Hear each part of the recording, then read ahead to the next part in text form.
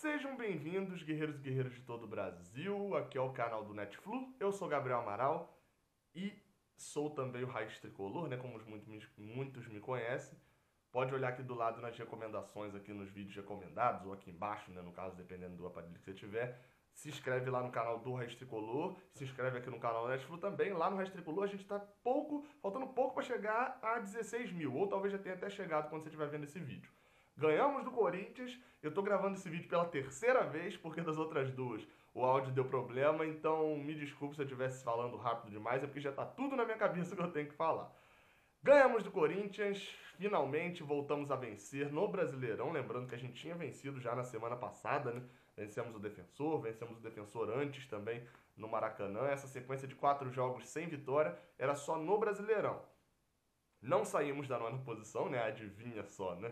Somos os nonos colocados ainda, mesmo com a vitória. A gente até estava perdendo a posição com a vitória da América Mineiro sobre o Sport, mas com a nossa vitória a gente empata em pontos com o Corinthians, mas o nosso péssimo saldo, principalmente graças a Internacional e Atlético Mineiro, a gente fica bem atrás ainda no saldo, tem menos 10, eu acho, de saldo em relação a eles. A gente tem menos 5, a gente tem menos 5, eles têm menos 4. Não gosto desse, acho que a gente fica menos 9 atrás.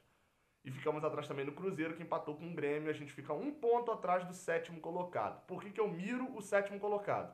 Porque eu tenho praticamente certeza de que dos 6 primeiros ganha a Copa do Brasil e, se bobear, dentro dos 6 primeiros está o vencedor de Copa do Brasil e Libertadores. Então a sétima colocação nos coloca na Libertadores.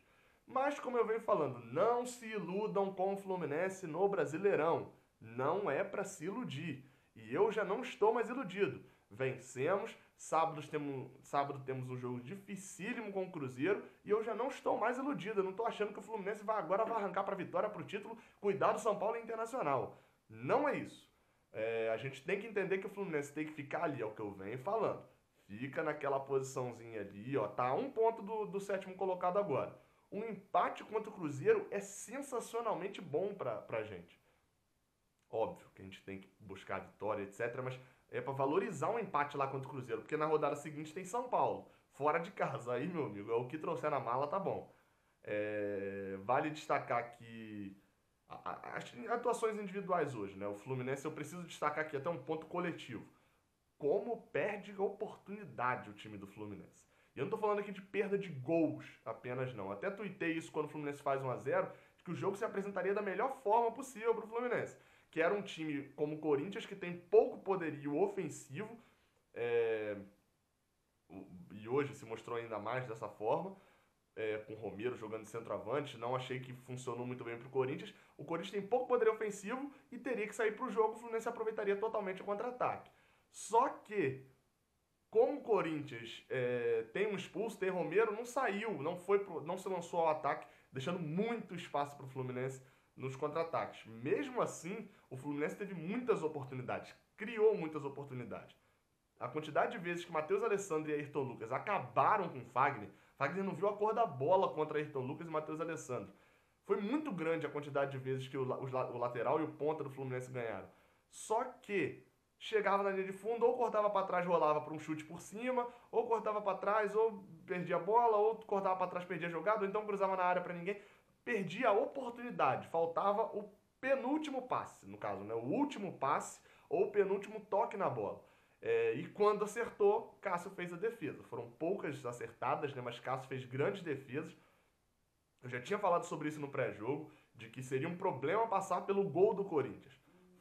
E não deu outra, né? A gente passou uma vez e depois Cássio segurou tudo. Vale a pena destacar também atuações individuais. O Fluminense, além de perder esse monte de oportunidades que às vezes faz falta, né? Hoje não fez, o Fluminense dominou. Essa partida me lembrou muito aquela partida contra o Palmeiras. O Fluminense faz um gol no primeiro tempo, continua ali um primeiro tempo meio lá, meio cá, meio lá, meio cá. Dessa vez teve a expulsão pro Corinthians, quando o Palmeiras não teve expulsão. E no segundo tempo a gente dominou, simplesmente a gente não tomou pressão. Sou eu que estou jogando em casa, estou ganhando de 1-0 e eu vou atacar. E contra o Corinthians aconteceu a mesma coisa, óbvio que muito também pela expulsão do Romero. Atuações individuais. Importante destacar, ótima partida de Ayrton Lucas. Tudo bem que facilitou um pouco a liberdade que ele teve, mesmo jogando no 4-3-1-2. A liberdade que Ayrton Lucas teve pela esquerda foi muito grande, né? Porque o Corinthians não tinha ninguém mais atacando por aquele lado. Era a mesma liberdade que ele tinha no 3-5-2. Funcionou muito bem, fez uma ótima partida e, enfim, né, é uma das melhores opções de jogadas que o Fluminense tem. Outra partida importante de se destacar, Matheus Alessandro. Ele entrou no lugar de Everaldo, né? Por sinal, é uma pena a questão de Everaldo, porque o cara lutou tanto, vinha jogando muito bem quando entrava, mas não recebia uma oportunidade de titular. Sempre era preterido. Quando ele entra de titular, em 1 minuto acabou a partida dele, né? Ele foi substituído aos 13, mas desde 1 minuto que ele já sente lá a contusão quando bate de cabeça no chão, né? Bateu com as costas no chão, já complica um pouco. E aí eu faço aqui uma dica pro marketing do Fluminense. Já falei isso 2 vezes, mas, mas é importante repetir isso aqui nesse vídeo também, é importante que seja publicado. Marketing do Fluminense. Matheus Alessandro só joga bem quando ele entra. Não precisa nem ser no segundo tempo, não. Então o que vocês podem fazer? Pega um sócio torcedor, tenho certeza que vai bombar o programa de sócio do Fluminense. Pega um sócio torcedor, registra no BID. Registrou no BID e bota ele de titular no ataque do Fluminense. Rolou a bola, o torcedor tá ali animadão, então 30 segundos de jogo ele cai no chão, pedindo e tal, sentindo, entra a maca, tira ele, Matheus Alessandro no lugar desse sócio torcedor, o sócio fica feliz, Matheus Alessandro entra bem e o torcedor do Fluminense fica feliz em geral. Façam isso, é uma ótima dica. Mas falando sério, hoje o Matheus Alessandro, desde o início da partida, e fez uma boa partida, só precisa acertar o chute no gol.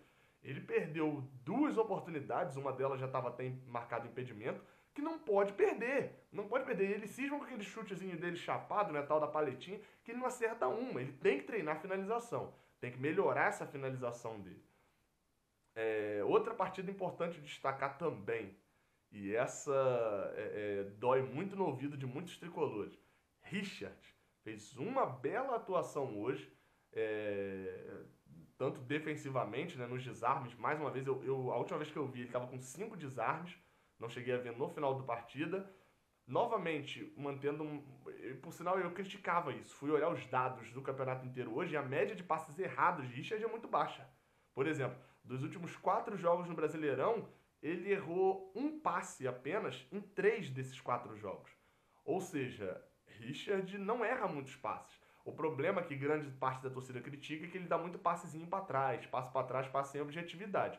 Hoje, na maioria das vezes, ele não estava dando esses passes. Óbvio que algumas horas ele recuava porque não tinha necessidade do Fluminense dar um passe arriscado e tomar um contra-ataque bobo.